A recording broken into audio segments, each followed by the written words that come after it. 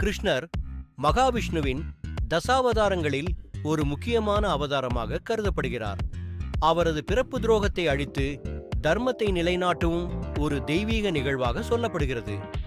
மதுரையின் அரசன் உக்ரசேனனின் மகன் கம்சன் தன் சொந்த சகோதரியின் தேவகி மகன்தான் அழிவை ஏற்படுத்துவான் என்று ஒரு தீவிரமான கணிப்பு கேட்டான். தேவகியின் கணவன் வசுதேவரோ ஒரு அறிஞரான அரச குலத்தைச் சேர்ந்தவர்.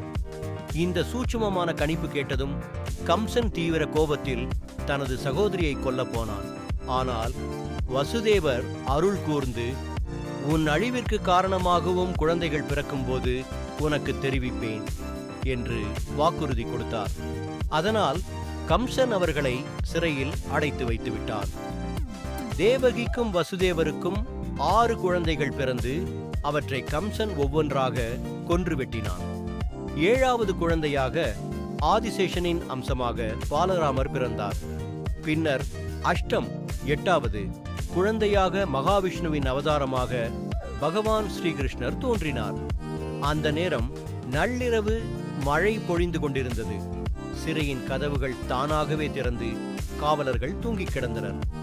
தேவகியும் வசுதேவரும் அந்த குழந்தையை தன் பாதுகாப்புக்காக யமுனை ஆற்றை கடந்து கோகுலத்தில் நந்தகோபரின் வீட்டில் உள்ள யசோதைக்கு மாற்றி வைத்தனர். கிருஷ்ணர் யசோதையின் மகனாக வளர்ந்தார்.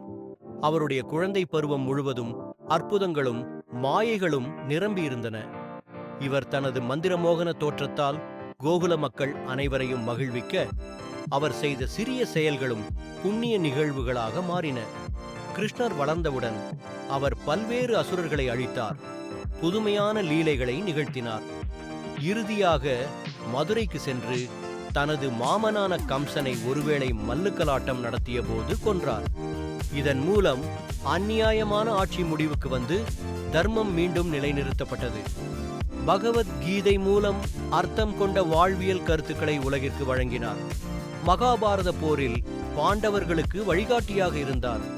பக்தி, கருணை மற்றும் நீதியின் வடிவமாக விளங்குகிறார். ஸ்ரீகிருஷ்ணர் பக்தர்களுக்கு பரிபூரண ஆனந்தம் வழங்கும் தெய்வமாக வணங்கப்படுகிறார்.